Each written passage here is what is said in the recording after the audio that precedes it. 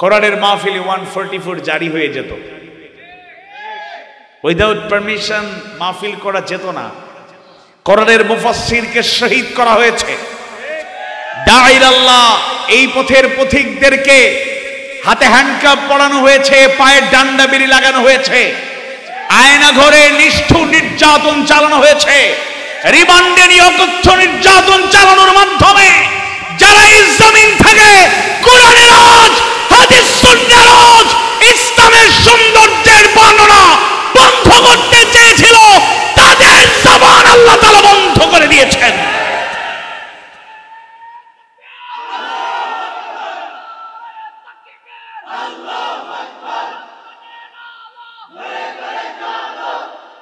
نحمده ونستعينه ونستغفره ونؤمن به ونتوكل عليه وأشهد أن لا إله إلا الله وحده لا شريك له وأشهد أن سيدنا سندنا حبيبنا ومولانا محمد أعوذ بالله من الشيطان الرجيم بسم الله الرحمن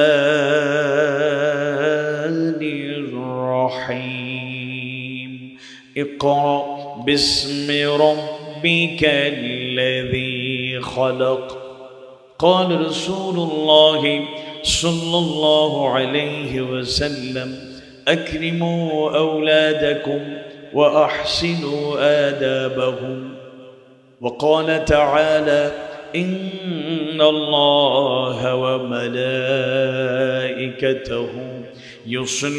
يصلون على النبي يا أيها الذين آمنوا صلوا عليه وسلموا تسليما اللهم صل على محمد وعلى آل محمد كما صليت على إبراهيم وعلى آل إبراهيم إنك حميد مجيد اللهم بارك على محمد وعلى آل محمد كما باركت على إبراهيم وعلى آل إبراهيم إنك حميد مجيد ঈমানের পথে অবিচল থেকে আমার মরণ যেন হয় ঈমানের পথে অবিচল থেকে আমার মরণ যেন হয় তোমারই কাছে মিনতি আমার তোমারই কাছে মিনতি আমার মহা মহিম দয়াময়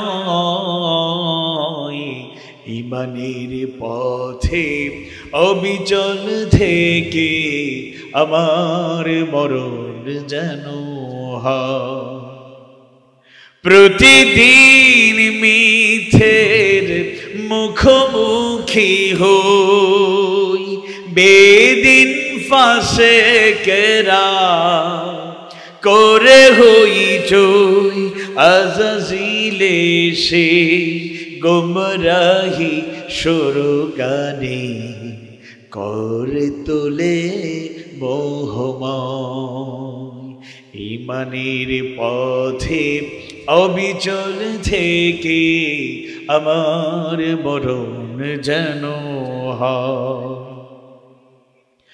আধারের দুর্গম আঁকা বাঁকা পথ ভ্রান্ত ভক্তিতে পূর্ণ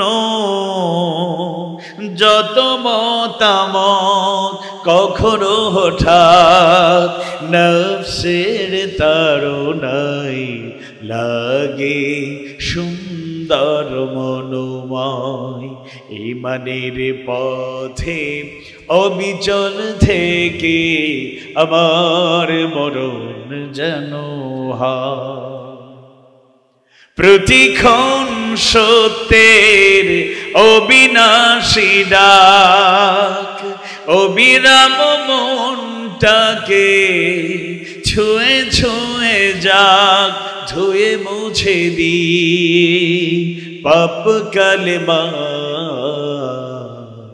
স্বপ্ন জাগাও মধুময় ঈমানের পথে অবিচল থেকে আমার মরণ যেন হয় ঈমানের পথে অবিচল থেকে আমার মরণ যেন হয়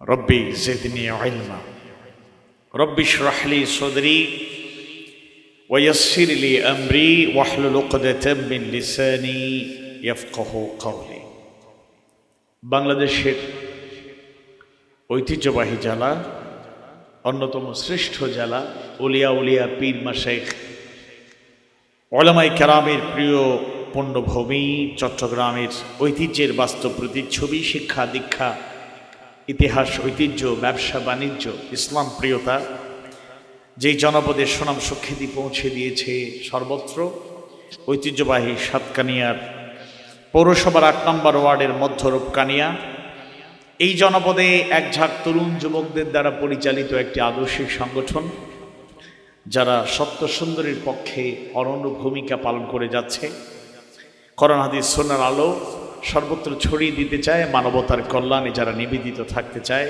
রূপকানিয়া রিলেশন সোসাইটি কর্তৃক আয়োজিত নবম ঐতিহাসিক তাফসীরুল কোরআন মাহফিলের মুহতারাম সভাপতিবৃন্দ আলেমে দ্বীন ইসলামী চিন্তাবিদ মাওলানা মীর মোহাম্মদ জাফর হুসাইন হাফিজাহুল্লাহ আলেমে দ্বীন ইসলামী চিন্তাবিদ মাওলানা মীর মোহাম্মদ শাহিদ হুসাইন হাফিজাহুল্লাহ আলেমে দ্বীন ইসলামী চিন্তাবিদ মাওলানা মোহাম্মদ শাহাদাত হোসেন চৌধুরী হাফিজাহুল্লাহ আজকের মাহফিলের মধ্যমণি আমন্ত্রিত উলামায়ে কেরাম বাংলাদেশের বর্তমান সময়ের নন্দিত সারা জাগানো আলেমে দ্বীন মুফাসসিরে কোরআন ঢাকার ঐতিহ্যবাহী মদিনাতুল উলুম কামিল মাদ্রাসার মুহাদ্দিস বাংলাদেশ মজলিসুল মুফাসসিরিনের কেন্দ্রীয় উপদেষ্টা শ্রদ্ধেয় ব্যক্তিত্ব ডক্টর মাওলানা আবুল কালাম আজাদ বাশার হাফিজাহুল্লাহ তাআলা কুমিল্লার রত্ন বর্তমান সময়ের সারা জাগানো নন্দিত দাঈল আল্লাহ বাংলাদেশ মজলিসুল মুফাসসিরিন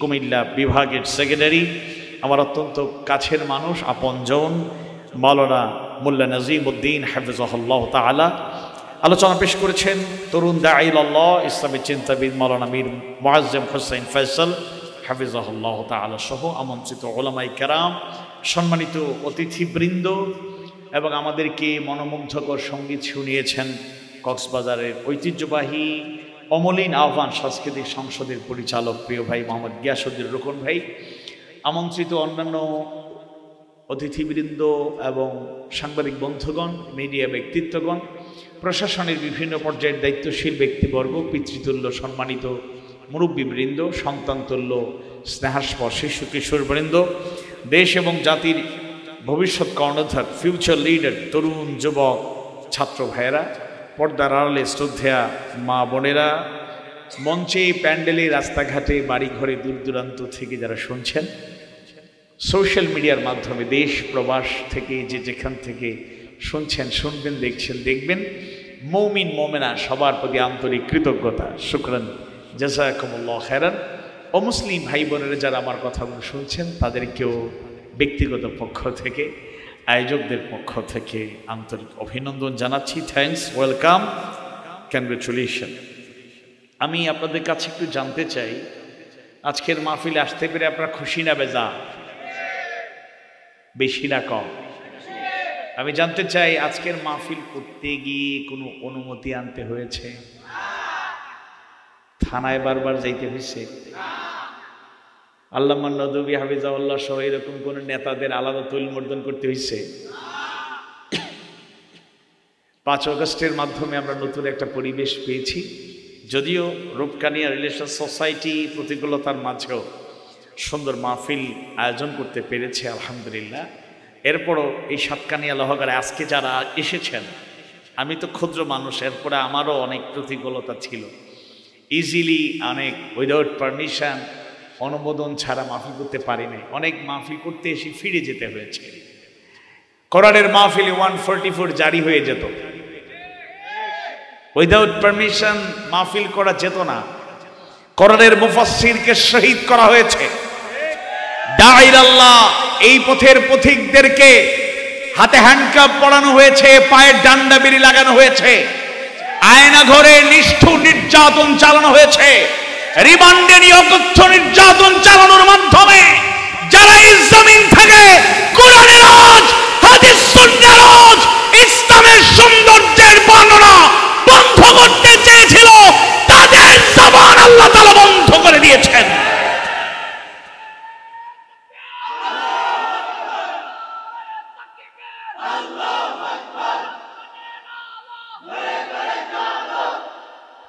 আল্লামা নদভী হাফিজাহুল্লাহ, আমি লানাতুল্লাহ বলি নেই, হাফিজাহুল্লাহ, আল্লাহ তাআলা তাকে জেলখানায় আরামে হেফাজতে রাখো, এবং যদ্দূর বাড়াবাড়ি করছে তদ্দূর যেন তিনি দুনিয়াতে ভোগ করে দুনিয়া থেকে বিদায় নিতে পারেন। আল্লাহ তুমি কবুল করো। আর তার কথা কি বলবো, তিনি তো কিছুই না। আপা পালানোর 2 দিন আগে ও সাংবাদিক সম্মেলনে বলেছিলেন, পালানোর ইতিহাস আমাদের নাই। 5 আগস্ট দুপুরবেলা কষ্ট লেগেছে, খাওয়া দাওয়া রেডি ছিল, খাইতে পারে নাই। হেলিকপ্টার যুগে যখন পালালো, আম জনতা বলার আগেই, আম জনতা পাবলিক আমরা বলার আগেই দলীয় নেতা কর্মীরা যখন ভিডিও ফুটেজটা দেখলো হেলিকপ্টার যুগে পালিয়ে যাচ্ছেন, তারা বলা বলি শুরু করলো, আপা চলে গেল, বলে গেল না।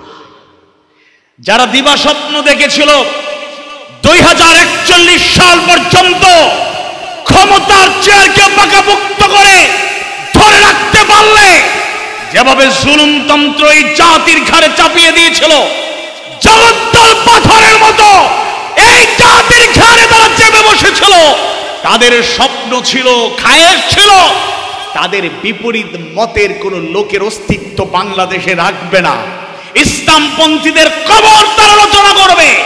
আল্লাহর ফয়সালায় ছাত্র জনতার আন্দোলনে তাদের দলীয় আদর্শিক পতন হয়েছে, কবর রচিত হবে।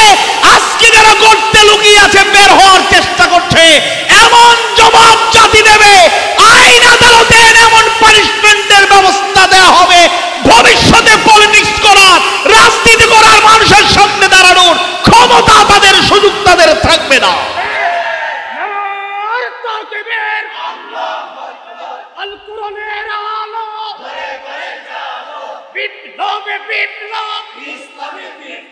আমার নেতা, তোমার নেতা, দুনিয়ার মুসলিম এক হও, লড়াই করো, নারায়ে তাকবীর।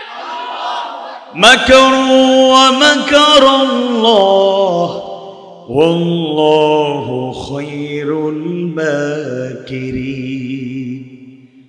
আমাদের কোনো কৃতিত্ব নয়, কিংবা কোন মুফাসসির ওয়াইজ দাঈর আল্লাহর কৃতিত্ব নয়, আম জনতার কোনো ক্ষমতা, বড়াই বাড়াবাড়ি কিছু নয়। আল্লাহ তাআলার ফয়সালাই চূড়ান্ত।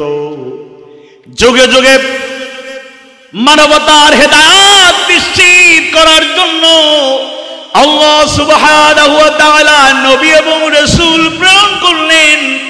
প্রত্যেক নবী এবং রাসূলের মৌলিক এবং প্রধান দায়িত্ব ছিল আন ইউবুদুল্লাহ ওয়াজতানিবুত তাগুত। আল্লাহর গোলামীর দিকে তারা আহ্বান জানিয়েছেন, তাগুত থেকে, বাতিল থেকে, শয়তানের পদাঙ্ক অনুসরণ করা থেকে তাদেরকে মুক্তি দেওয়ার চেষ্টা করেছেন। একদিকে নবী এবং রাসূল সেই চেষ্টা চালালেন, যারা আল্লাহর গোলামি গ্রহণ করে নিয়েছিলেন তারাও তাদের প্রচেষ্টাকে উচ্চকিত রাখার চেষ্টা করলেন। একদিকে আল্লাহর গোলামির দাওয়াত অব্যাহত ছিল, আল্লাহর গোলামেরা তার জমিনে তার দিনকে কায়েমের চেষ্টা চালিয়েছেন। অন্যদিকে তাগুত বাতিল শয়তানের পদাঙ্ক অনুসরণকারীরা বাধার দেয়াল তৈরি করেছে, বাধার পাহাড় রচনা করেছে। বনি ইসরাইলরাই শত শত নবীকে শহীদ করেছে, দুনিয়ার থেকে বিদায় করেছে। কিন্তু আপনারাই তো একটু সাক্ষী দিয়ে বলুন, এই পৃথিবী থেকে এক মুহূর্তের জন্য আল্লাহর গোলামীর দাওয়াত বন্ধ ছিল? বন্ধ হয়েছে? মাকারু ওয়া মাকারাল্লাহ ওয়াল্লাহু খায়রুল মাকিরিন। যারা বিরুদ্ধবাদী, যারা বাতিল, যারা তাগুত, এরা কৌশল করে, ষড়যন্ত্র করে, তাদের ষড়যন্ত্র জমিনে টেকসই হয় না, আল্লাহর ফয়সালাই জমিনে কার্যকর হয়। তারা তো অনেক চেষ্টা চালিয়েছে, তাদের টার্গেট ছিল। আপা পালানোর আগে তো পুলিশ প্রধানকে থ্যাঙ্কস জানিয়েছিল, ধন্যবাদ, গুলি করেছো, 2000 শেষ করেছো। সেনা প্রধানের উপর খুব আক্রোশ ছিল, তুমি গুলি করার অর্ডার দাও না কেন? সেনাবাহিনী গুলি করলেই তো আমার ক্ষমতা পাকাপোক্ত হয়ে যায়, আমি টিকে যাই। কিন্তু আল্লাহর খাস মেহেরবানিতে মিশ্র বা ব্যতিক্রম কিছু ঘটনা, জালেমের দূষর হয়ে কিছু জায়গায় সেনাবাহিনীরাও গুলি করেছে। কিন্তু দেশপ্রেমিক সেনাবাহিনী দেশ, জাতি, ছাত্র জনতার পক্ষেই ছিল, আলহামদুলিল্লাহ। যার কারণে তাদের মাস্টার প্ল্যান এই জমিনে কার্যকর হয় না।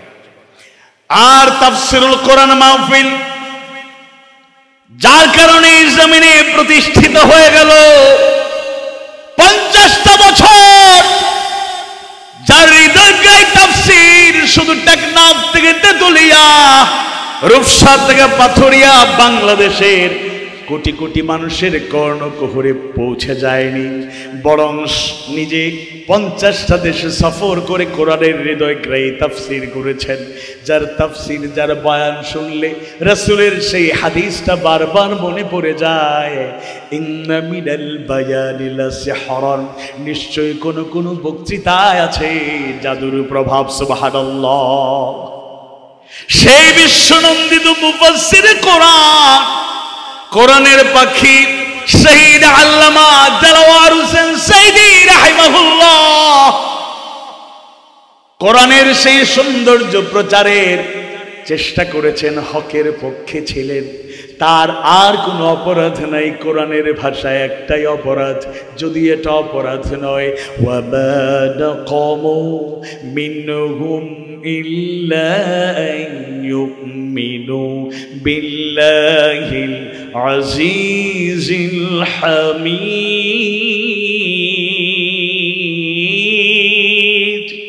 মহাপরাক্রমশালী সুপ্রশংসিত আল্লাহর উপর ঈমান আনার কারণে যুগে যুগে যেভাবে শহীদ করা হয়েছে, একই ধারায় আল্লামা সাঈদী আর দ্বীনের পথের অগ্র সৈনিকদেরকে বিদায় করে বলিষ্ঠ কণ্ঠগুলোকে যারা ম্লান করে দিয়ে তাদের মাস্টার প্ল্যান বাস্তবায়ন করতে চেয়েছিল, নিঃসন্দেহে আল্লামা সাঈদীর সেই সৌন্দর্য তিনি অতুলনীয়।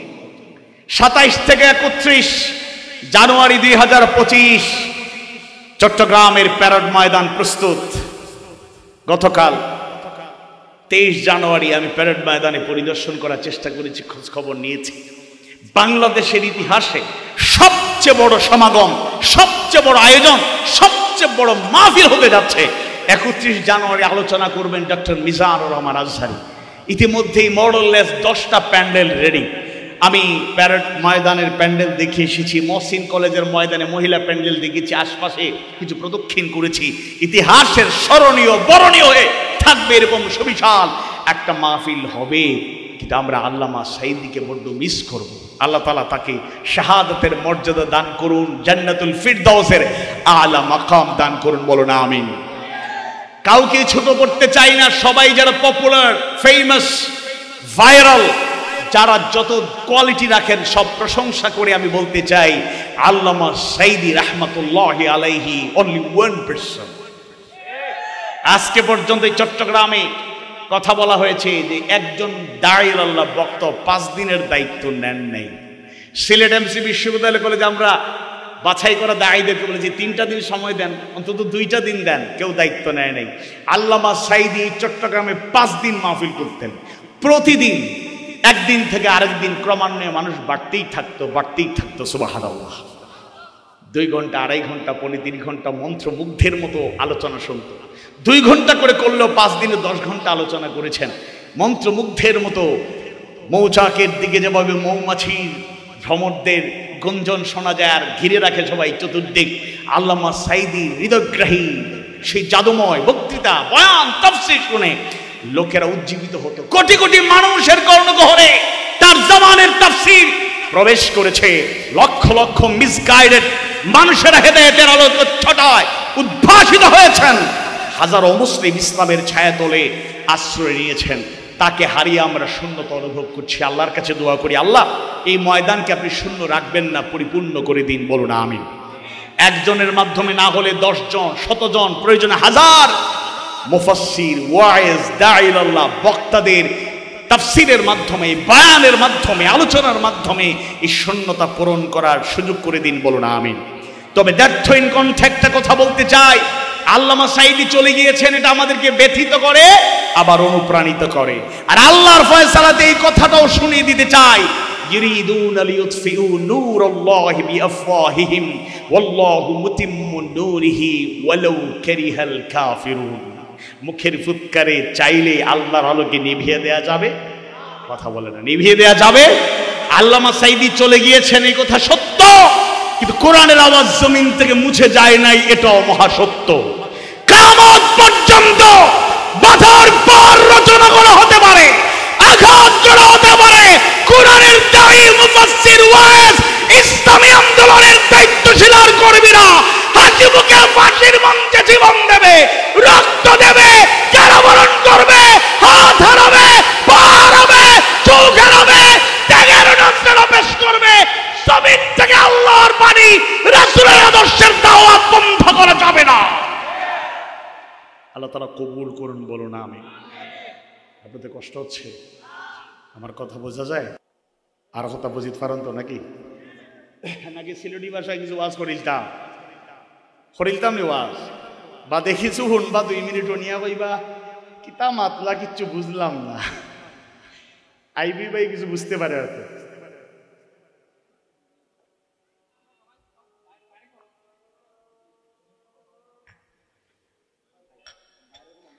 বাইরের মাইকগুলো একটু বন্ধ করে দিন, সবাই বলি আলহামদুলিল্লাহ। আমার যে বিষয় দেয়া হয়েছে সুসন্তান গড়ার পন্থা, কিভাবে সুসন্তান গড়ে তোলা যায়, এখন এই আলোচনাটা হলো বাবাদের জন্য, মায়েদের জন্য। শ্রোতারা বাবারা খুব কম, মায়েরা হয়তো শুনছেন।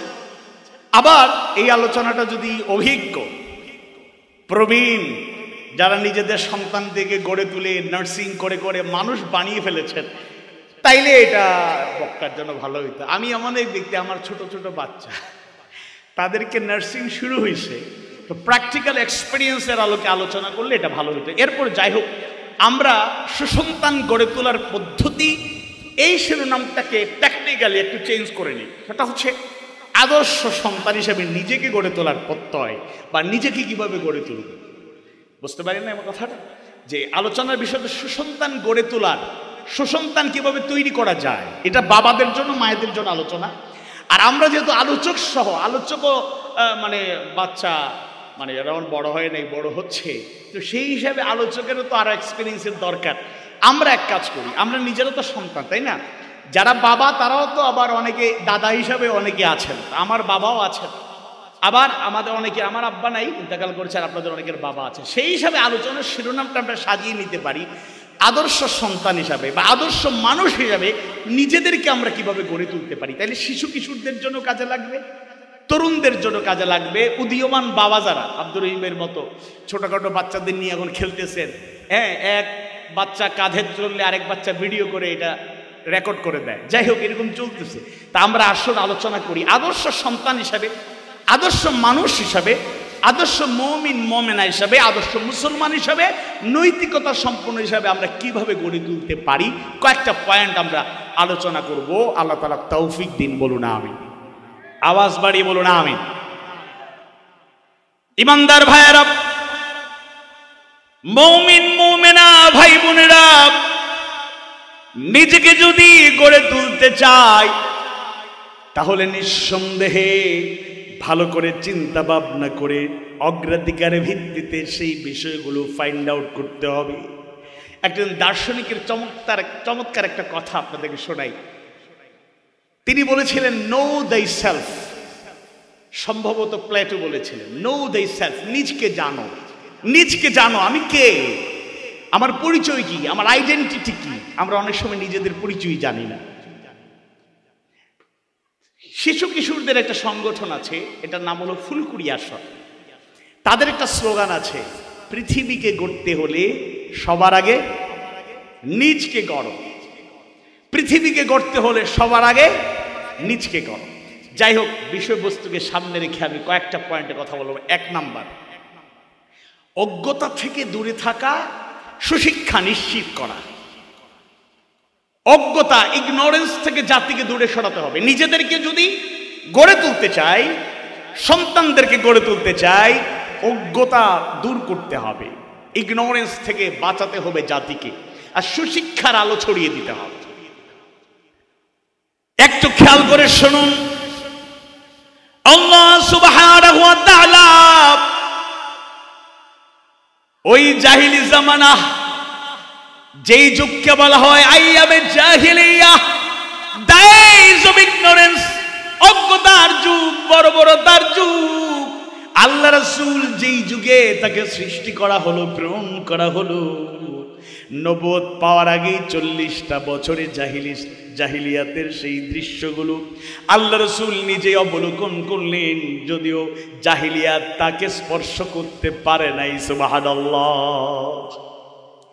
সেই অজ্ঞতার যুগে মানবতাকে মুক্তি দেওয়ার জন্য আল্লাহ তাআলা তার রাসূলের বয়স যখন 40 বছর পূর্ণ হয়ে গেল, তাকে নবুয়তি দায়িত্ব প্রদান করলেন।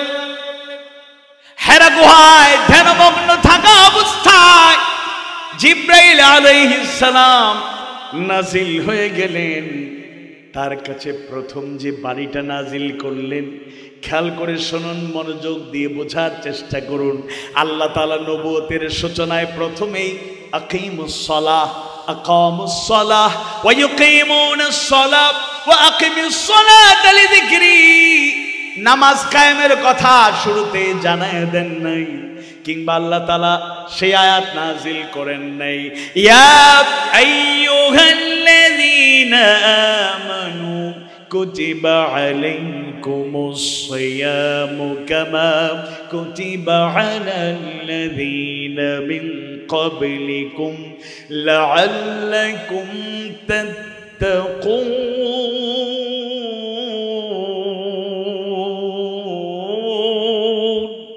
কুতিবা আই ফরিদা আলাইকুমুস সিয়াম, তোমাদের উপর রোজাকে ফরজ করে দেয়া হয়েছে। রমাদানের রোজাকে আল্লাহ তাআলা ফরজ করে দিলেন, এটা শুরুতে নাজিল করেন নাই। ওয়া আতুজ যাকাত, আর যাকাত আদায় করো, এটাও শুরুতে নাজিল করেন নাই। কিংবা সেটা নাজিল করেন নাই ওয়ালিল্লাহি আলান নাসি হিজ্জুল বাইতি মান ইসতাতা ইলাইহি সাবিলা, সামর্থ্যবান ব্যক্তিদের হজ ফরজ, এটাও শুরুতে নাজিল করেন নাই। একেবারে প্রথম যে 5টা আয়াতে কারিমা আল্লাহ তাআলা নাজিল করলেন, সূরা আলাকের প্রথম 5টা আয়াতে কারিমা, 1 নাম্বার আয়াত থেকে ভালো করে বুঝতে হবে। বিসমিল্লাহির রহমানির রহিম, ইকরা বিইসমি রাব্বিকাল্লাযী খলাক, প্রথম নির্দেশ ইকরা, পড়ো, পড়ুন, বিইসমি রাব্বিকাল্লাযী খলাক, আপনার প্রভুর নামে যিনি সৃষ্টি করেছেন। সুবহানাল্লাহ। প্রভুকে, আমাদের রবকে, আওয়াজ বাড়ি বলুন, রবকে। Read by the name of Allah who created you, পড়ুন আপনার প্রভুর নামে যিনি আপনাকে সৃষ্টি করেছেন। তাহলে 1 নাম্বার আল্লাহ তাআলা পড়ার কথা বললেন, পড়ার কথা বললেন। এজন্য যদি সেই পড়াটা আমাদের এনশিওর করতে না পারি, আদর্শ সন্তান গড়া তোলা এটা তো একটা বিষয়, আংশিক। আদর্শ মানুষ হিসাবে আমরা নিজেদেরকে তৈরি করতে পারবো না। আমাদের শিক্ষা ব্যবস্থায় বাচ্চাদের কি শেখানো হচ্ছে, কি শিখছি আমরা? স্কুলে পাঠাচ্ছি বাচ্চাদেরকে, কি শেখানো হচ্ছে? ছোট্টবেলা থেকে আগডুম বাগডুম মার্কা শিক্ষা তাদেরকে দেয়া হচ্ছে। তাদেরকে শেখানো হয় নতুন নতুন পায়রাগুলি জোটন বেঁধেছে, এগুলোই তো।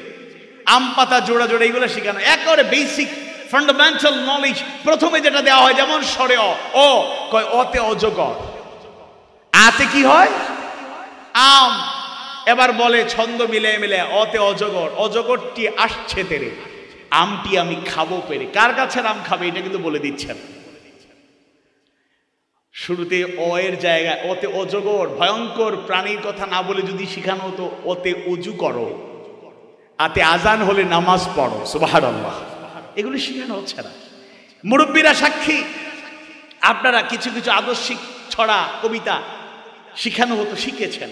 যেমন একটা অমুসলিম একজন ব্যক্তির কবির সুন্দর একটা ছড়া আপনারা পড়েছেন, আমরাও শুনেছি পরবর্তীতে বা পড়ার সুযোগ হয়েছে। সকালে উঠিয়ে আমি মনে মনে বলি, সারাদিন আমি যেন ভালো হয়ে চলি, আদেশ করেন যাহা মোর গুরু জনে, আমি যেন সেই কাজ করি ভালো মনে। কত সুন্দর কথা, কিন্তু এগুলো তো নাই। এখন যদি গুরুজন এজ এ টিচার, মুআল্লিম, উস্তাদ, শিক্ষক, যদি শিক্ষক একটু শাস্তি দেওয়ার জন্য ছোট বাচ্চাদের জন্য একটা মানে মারুক আর নাই, মানে একটু ভয় দেখায়, একটা ব্যাধ যদি শুধু একটু দেখায়, তখন 3-4 পড়ুয়া ছোট বাচ্চারা এখানে আছে, তারা বলে স্যার হুজুর আমাকে মারবেন, মারতে পারেন, তবে সাতকানিয়ার নতুন ওসি সাহেবের সাথে আব্বার দেখছি ভালো একটা আন্ডারস্ট্যান্ডিং আছে। মানে ভয় দেখায়, মামলার ভয়। বিশ্বাস করুন, অতিরঞ্জিত পানিশমেন্টের পক্ষে আমি কখনোই নই, কিন্তু শাস্তি বন্ধ করে দিয়ে শিক্ষকদের উপর মামলা, আদর্শ মানুষ গড়ার কারিগরদেরকে হয়রানি করার সিস্টেম যেদিন থেকে চালু হয়েছে, বেয়াদবদের সংখ্যা প্রতিষ্ঠানে বেড়ে গিয়েছে, বাড়তে শুরু করেছে। মুরব্বীরা বলবেন বাচ্চা কাচ্চারা সালাম দেয় না, সালাম দেবে কেমনি? আদর্শ শিক্ষা পাচ্ছে না। আদর্শ শিক্ষা প্রতিষ্ঠান যেগুলো মানুষ গড়ার জন্য প্রতিষ্ঠানগুলো গড়ে উঠেছে, মাদ্রাসাগুলো ছাড়া, হ্যাঁ কিছু কিছু ব্যতিক্রম শিক্ষা প্রতিষ্ঠান বাংলাদেশে চালু হয়েছে। এমনকি ইংলিশ মিডিয়াম প্রতিষ্ঠান চালু হয়েছে, যারা ক্যামব্রিজের সিলেবাস, অক্সফোর্ডের সিলেবাস, ভালো ভালো ইউনিভার্সিটি, বিশ্ববিখ্যাত ইউনিভার্সিটির সিলেবাসের আলোকে বাচ্চাদের পড়ায়, সাথে সাথে তাদেরকে কোরআনের শিক্ষা দেয়, হাদিস সুন্নাহর শিক্ষা দেয়, ইসলামের সৌন্দর্যে শিক্ষা দেয়, প্র্যাকটিসিং মুসলিম বানানোর চেষ্টা করে। তাহলে নিজেদেরকে আদর্শ মানুষ রূপে, মুসলমান রূপে, মুমিন মুমিনা রূপে, আদর্শ সন্তান রূপে, বাবা মা হিসাবেও যদি নিজেদেরকে গড়ে তুলতে চাই, সুশিক্ষার কোনো বিকল্প নাই। সুশিক্ষা মানে অ্যাজ এ মুসলিম, মুসলমানের সন্তানদেরকে সহজ করে মেনে নিতেই হবে। সুশিক্ষা মানে ইসলামের শিক্ষা, সুশিক্ষা মানে ধর্মের শিক্ষা, সুশিক্ষা মানে কোরআনের শিক্ষা, সুশিক্ষা মানে হাদিস সুন্নাহর শিক্ষা। এমনকি অমুসলিম ভাই বোনেরা আমার কথাগুলো শুনে থাকলে আপনাদেরকে বলছি, আপনার সন্তানকেও যদি আদর্শ সন্তান বানাতে চান, তাকে আপনার ধর্মটা শিক্ষা দেয়। কারণ কোন ধর্মই মানুষকে চরিত্রহীন বানাতে শেখায় না, ভালো ভালো কিছু জিনিস শেখায়। স্ট্যানলি হলের বক্তব্য ছিল, if you teach your child 3 years reading, writing and arithmetic and leave the 4th religion, will get the 5th rascality. দুনিয়ার সকল science, technology, physics, chemistry, biology, Bangla, ভূগোল, ইতিহাস সব শিক্ষা দেন উইদাউট রিলিজিয়ন।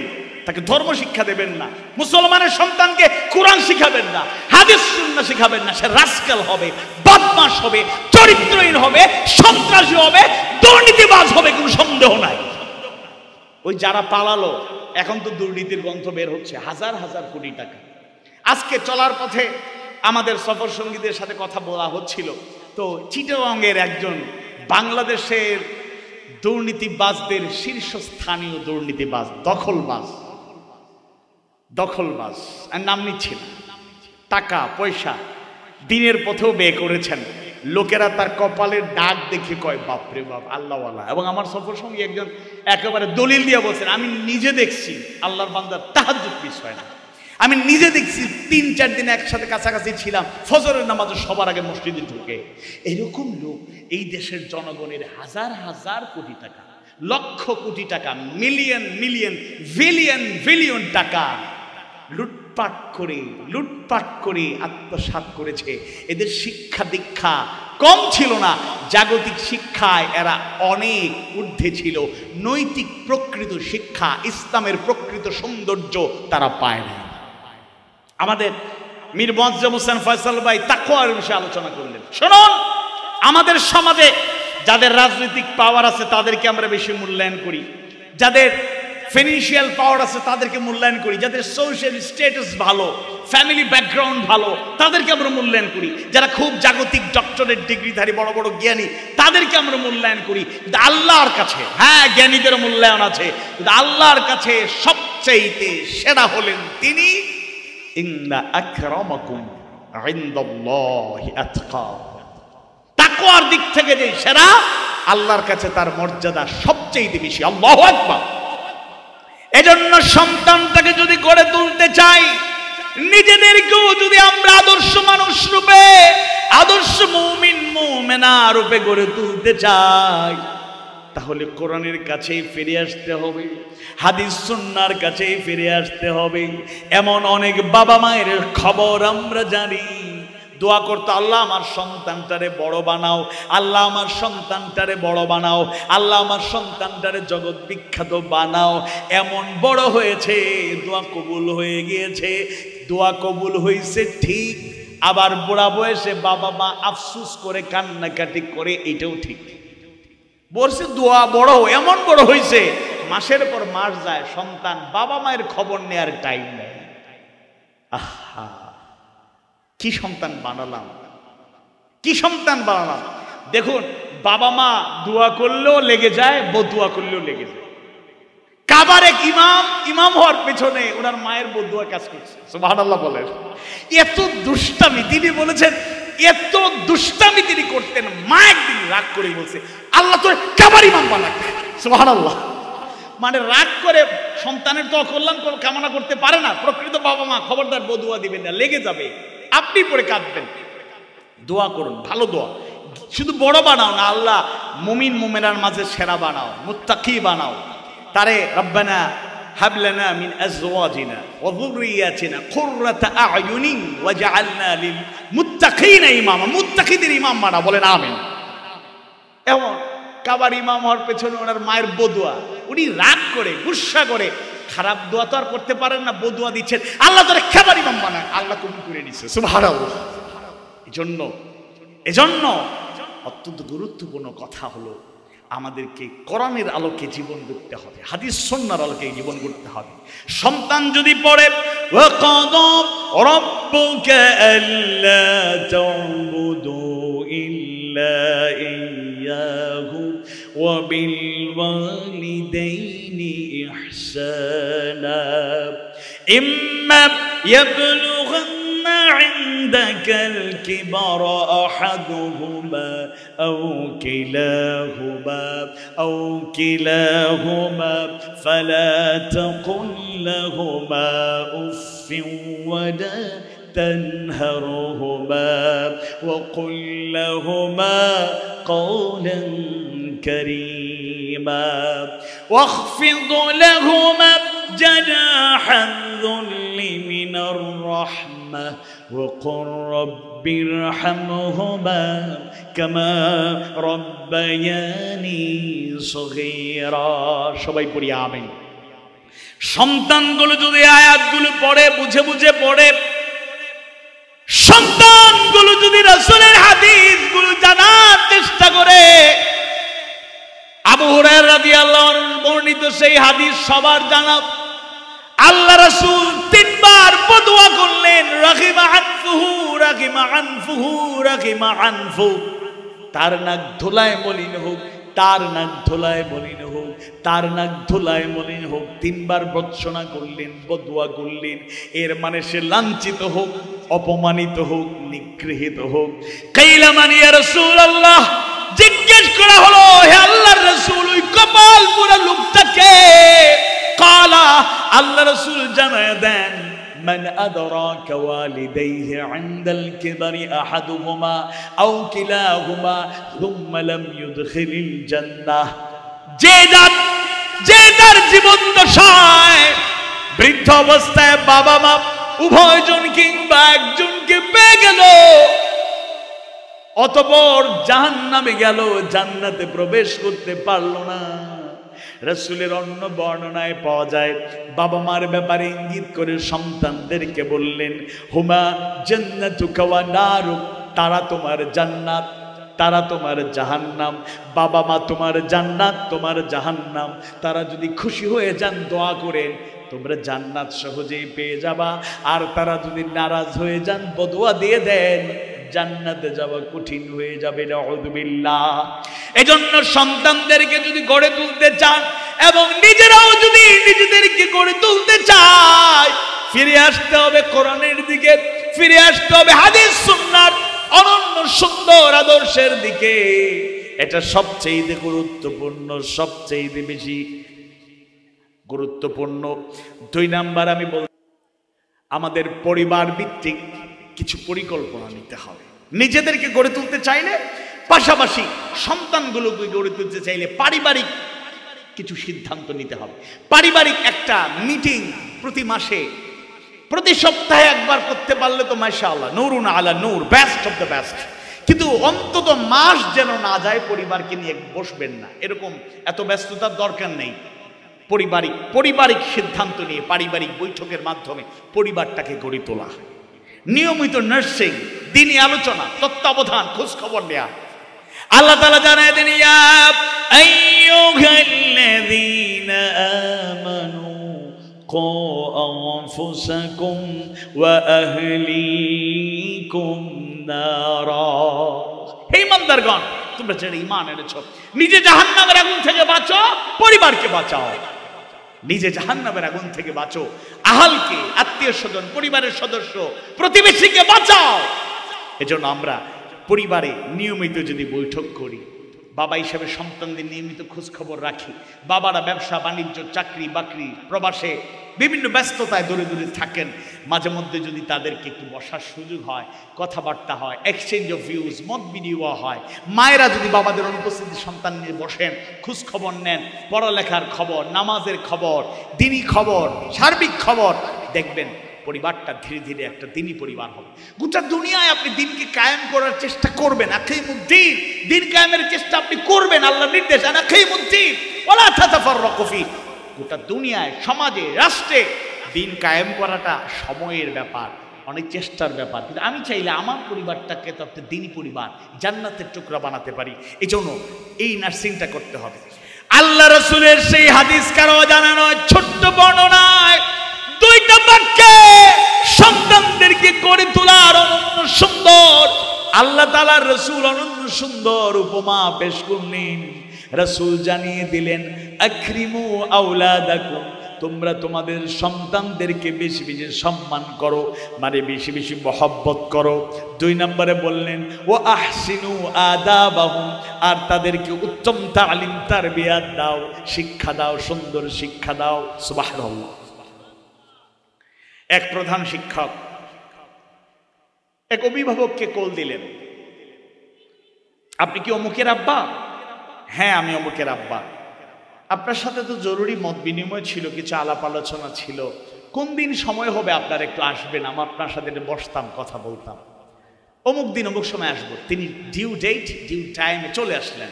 তাকে চা বিস্কিট দেয়া হলো, খাচ্ছেন। এমত অবস্থায় কর্মচারীকে জিজ্ঞেস করা হলো, বলা হলো যে অমুক ক্লাসের অমুক ছাত্রকে একটু নিয়ে আসো। তাকে নিয়ে আসা হলো। এবার অভিভাবকের সামনে, বাবার সামনে প্রধান শিক্ষক, স্কুলের প্রধান শিক্ষক ওই বাচ্চার ব্যাপারে বলছেন, ছেলের ব্যাপারে বলছেন, দেখুন আপনার ছেলেকে অনেক দিন থেকে আমরা চেষ্টা করছি সংশোধন করার, সে সহপাঠীদের গালি দেয়, বড়দের গালি দেয়, ছোটদের গালি দেয়, তার গালাগাল বন্ধ করতে পারছি না, কন্ট্রোল করতে পারছি না। আমরা শাসনও করেছি, মোটিভেশন চালিয়েছি, হচ্ছে না।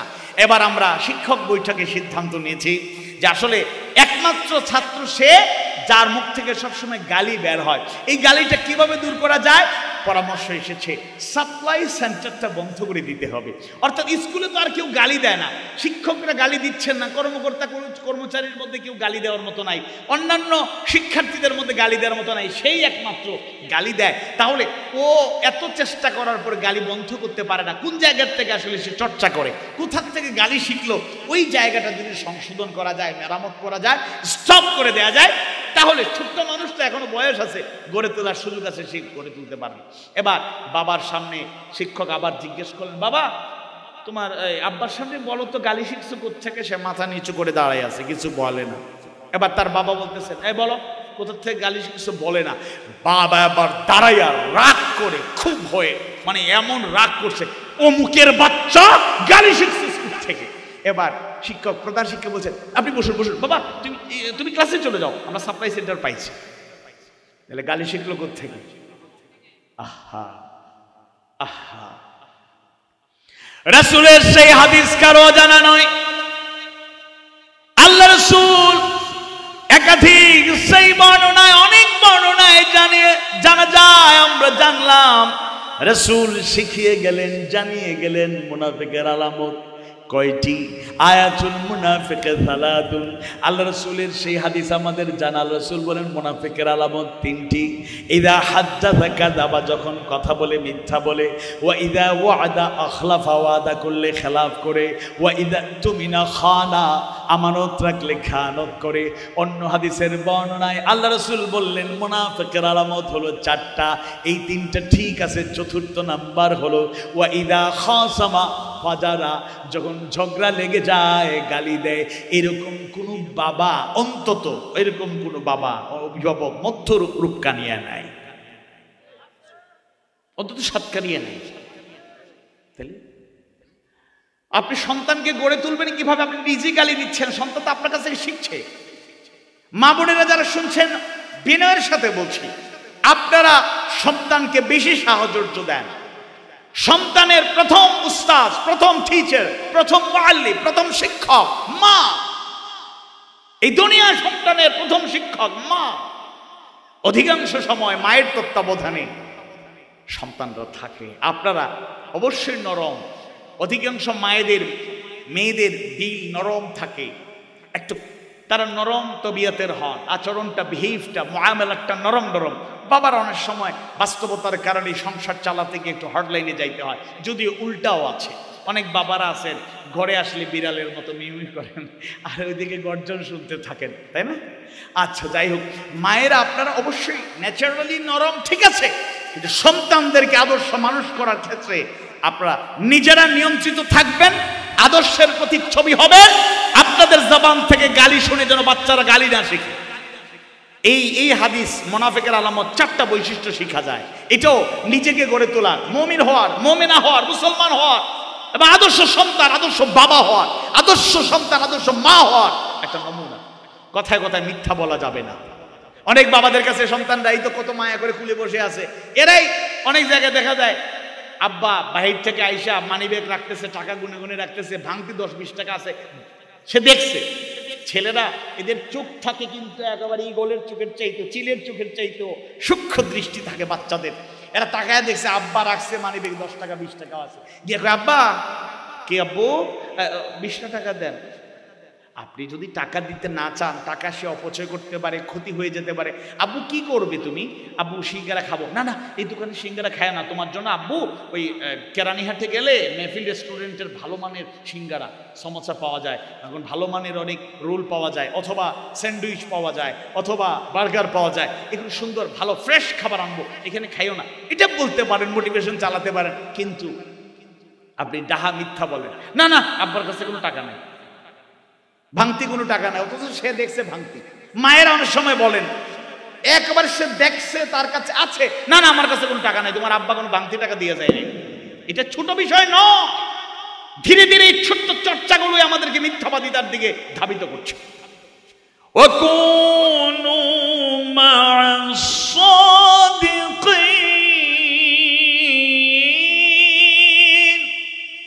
সূরা তাওবার 119 নম্বর আয়াত, আল্লাহ তাআলা বলছেন, না তোমরা সত্যবাদীদের সঙ্গী হও। সুবহানাল্লাহ।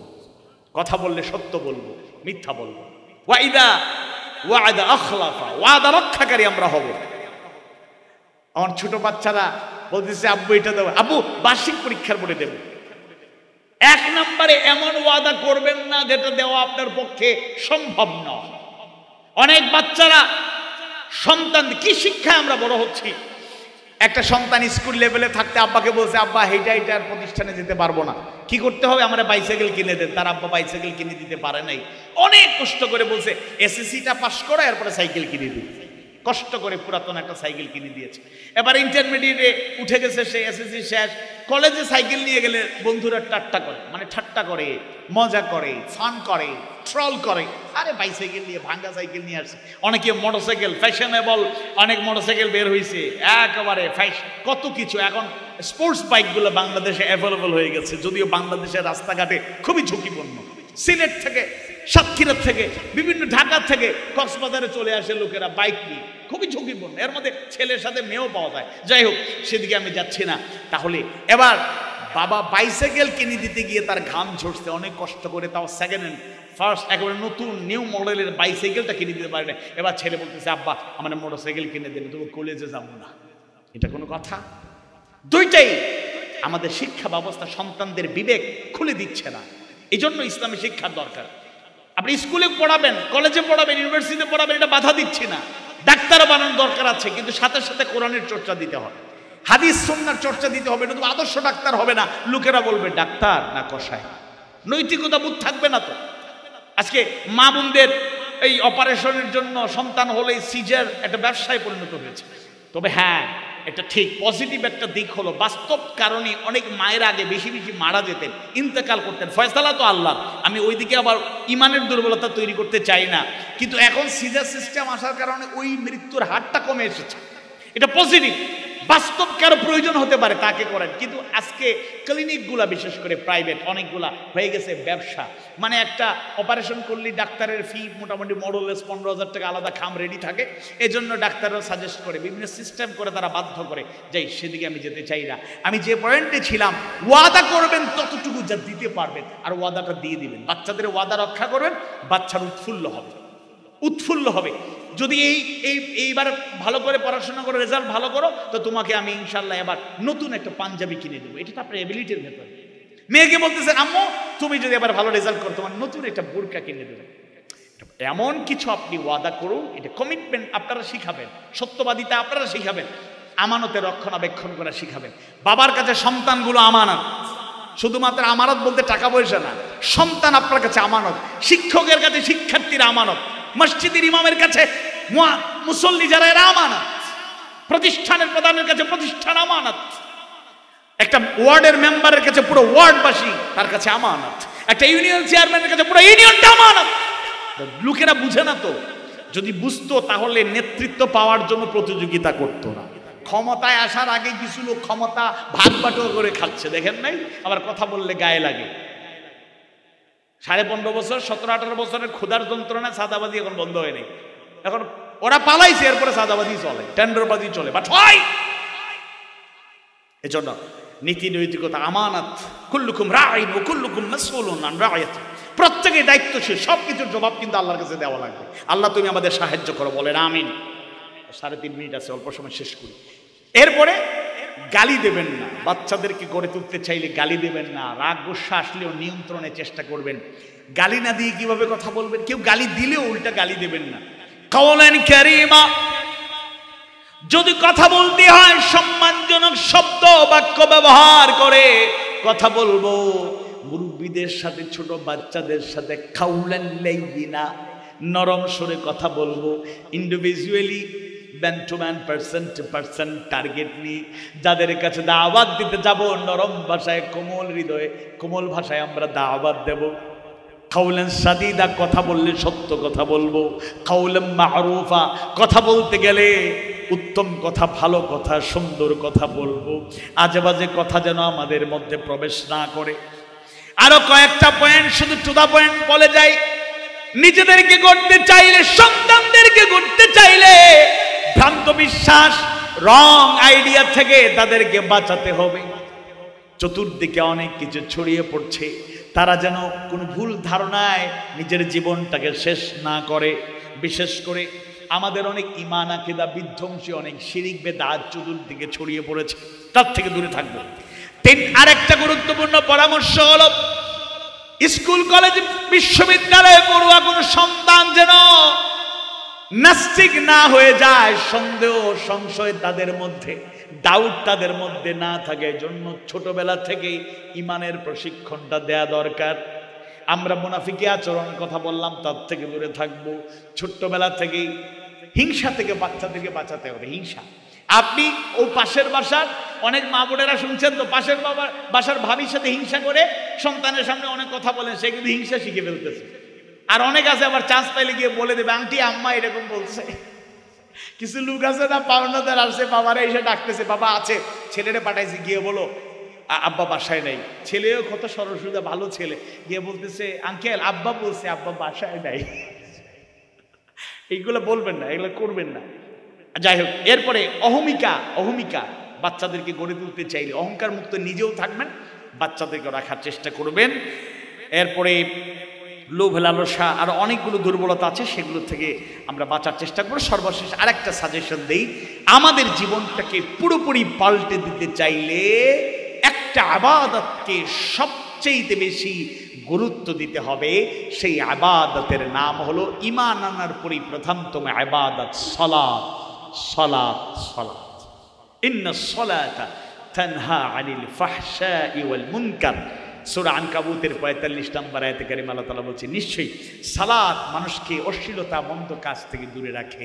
আপনারা যেন তেনভাবে নামাজ পড়লে চলবে না। সল্লু কামা রাআইতুমুনি উসাল্লি, আল্লাহ বলছেন সালাত আদায় করো সেভাবে যেভাবে আদায় করতে দেখো। আমরা খুশু খুদুর সাথে সালাতের হেফাজত করে যদি আদায় করতে পারি, ইনশাআল্লাহ এই নামাজ আমাদের জীবনটাকে পরিবর্তন করবে। আসুন নিজেরাও সোনার মানুষ হই, কোরআন হাদিস সুন্নাহর আলোকে আলোকিত হই, ইসলামের সৌন্দর্যে দীক্ষিত হই, প্র্যাকটিসিং মুসলিম হই।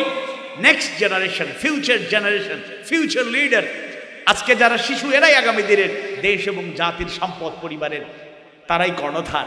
আল্লাহ তাআলা আমাদেরকে তাদেরকে গড়ে তোলার ক্ষেত্রে যথাযথ পদক্ষেপ নেওয়ার তৌফিক দিন। কথাবার্তায় ভুল ত্রুটি হলে আল্লাহ তাআলা ক্ষমা করুন। শিক্ষণীয় যে কথাগুলো বলেছে আল্লাহ তাআলা সে আলোকে বক্তা, আয়োজক, শ্রোতাদেরকে আমল করার তৌফিক দিন। আমিন ইয়া রাব্বাল আলামিন। সুবহানাকা আল্লাহুম্মা ওয়া বিহামদিকা আশহাদু আল লা ইলাহা ইল্লা আনতা ওয়াস্তাগফিরুকা ওয়া আতুবু ইলাইক। ওয়াসসালামু আলাইকুম ওয়া রাহমাতুল্লাহি ওয়া বারাকাতুহু। IUB media